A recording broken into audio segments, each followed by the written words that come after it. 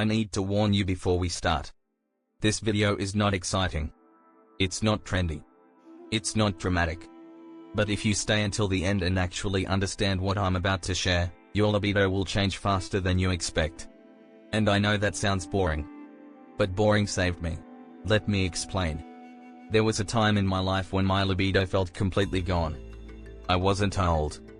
I wasn't sick. I wasn't broken.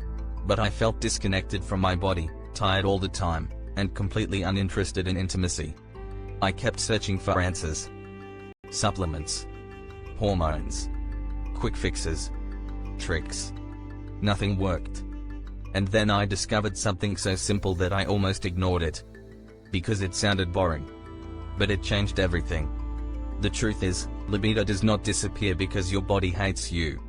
Libido disappears when your body is undernourished, exhausted, stressed, and overwhelmed. And the way back is not sexy advice. It's support. What I'm about to share is not about doing more. It's about giving your body what it has been quietly begging for. And it starts with food. I used to eat without thinking. I ate what was fast. What was convenient. What didn't require effort. And I didn't realize that my body was slowly running out of the fuel it needed to feel alive. One day, I decided to do something simple. I went grocery shopping differently. Instead of grabbing packaged food, I filled my cart with color. Fresh fruits. Vegetables. Real food. I chose lean proteins like chicken and fish. Not because someone told me I should, but because my body needed building blocks. I added whole grains. Beans. Healthy fats like nuts and avocados. Nothing extreme. Nothing restrictive. Just nourishing. And something strange happened. Within weeks, my energy started to change. Not dramatically. Not overnight. But quietly. I stopped feeling heavy after meals. I stopped crashing in the afternoon. I stopped feeling disconnected from my body. And libido begins with energy. If your body is tired, desire shuts down first. This is something no one tells you. When your body doesn't trust that it's being fed consistently, it does not invest in pleasure. Pleasure is optional. Survival is not. As I started preparing meals, I slowed down. I stopped eating while scrolling.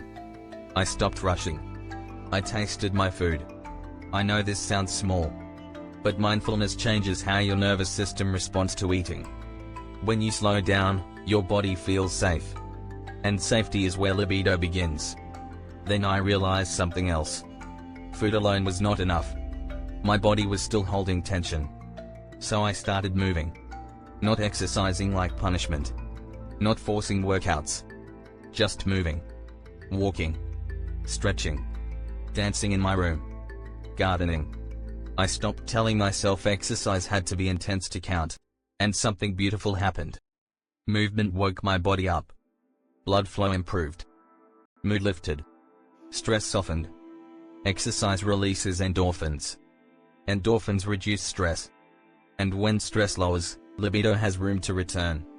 I made a simple promise to myself. 3 times a week. 30 minutes. That's it. No pressure. And slowly, my body responded. Then there was sleep. Sleep was the hardest one. I didn't realize how much damage poor sleep was doing to my libido. I thought being tired was normal. It's not. Sleep is when hormones reset. Sleep is when desire is rebuilt. Sleep is when the nervous system calms. So I created a boring routine. The same bedtime. Dim lights. No screens. Calming music. Herbal tea. Nothing exciting. But my sleep changed. And when my sleep changed, my body softened. I woke up feeling present. And presence is essential for desire. Then there was stress. Stress is the silent libido killer. Not dramatic stress. Daily stress. The kind that lives in your shoulders. The kind that keeps your mind racing. The kind that never fully leaves. So I learned to pause. I learned to breathe. I tried meditation, not perfectly, not seriously, just enough to give my body moments of calm. And each calm moment sent a message to my nervous system: you are safe. That message changes everything. Here's what I need you to understand right now. Libido does not skyrocket because of one magic trick. It rises because your body feels supported again. In the next part of this video, I'm going to explain why boring habits beat supplements, how consistency rewires desire, what signs mean your libido is healing, and why most people quit right before it works. Please don't click away, because if you are struggling with libido, this might be the most important thing you hear. Right pointing finger emoji, click the link below to visit our website for more information and helpful resources. Something I learned the hard way is that most people quit right before their body starts responding. They try something for a week, maybe 2. Then they say, it didn't work. But the body doesn't respond to effort. It responds to consistency. Libido is not a light switch. It's a system response. When I finally understood that, I stopped chasing excitement and started building stability. And stability is boring. But boring works. Another mistake I made was expecting desire to come back first. It doesn't. The first thing that comes back is calm. I noticed I wasn't snapping as easily. I noticed my shoulders weren't always tight. I noticed my thoughts slowed down. These were signs my nervous system was healing. And your nervous system controls libido more than hormones ever will. No one explains this clearly enough. If your nervous system is constantly alert, your body is preparing for danger, not pleasure. This is why stress kills libido faster than almost anything else. Not big stress. Daily stress. Constant notifications. Always rushing. Never fully resting. So I started doing something very unexciting. I protected my evenings. No late night scrolling. No overstimulation. No just one more thing. I gave my body permission to shut down. And once it learned how to shut down, it remembered how to open up again. Another boring habit that changed everything was eating regularly. Not dieting. Not restricting. Not skipping meals. Just regular fuel. Your body needs consistency to trust that it's safe. When blood sugar crashes, stress hormones rise. When stress hormones rise, libido disappears. Once I stopped confusing my body with irregular eating, desire had room to return. Then there was exercise again, but in a different way. I stopped choosing movement to punish my body. I used it to support it. Walking after meals. Gentle stretching. Enjoyable movement. This increased circulation. Improved mood. Reduced anxiety. And libido needs all three. One thing no one talks about is how mental exhaustion kills desire. Even if your body is rested, a tired mind shuts libido down. So I simplified my life. Fewer commitments. Clearer boundaries.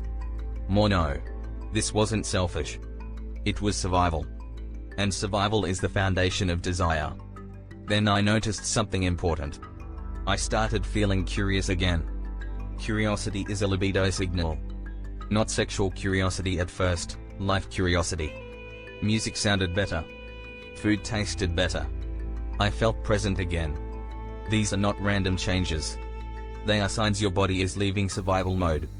This is why people fail when they focus only on sex. Sex is the outcome. Safety is the cause. Here's the hard truth, you cannot force your body into desire. But you can create conditions where desire feels welcome again. And those conditions look boring. Regular meals. Movement. Sleep. Stress management. Nothing exciting. But everything effective. Another thing I had to accept was time. Not forever time. Realistic time. Most bodies need weeks, not days, to feel safe again. This is where most people quit. They give up right before the shift. But if you stay consistent, something happens. Your body starts trusting you. And when your body trusts you, libido responds. In the final part of this video, I'm going to share the biggest lie about libido recovery, what to stop doing immediately, how to know you're on the right path, and how to move forward without pressure or fear. Please stay with me until the end.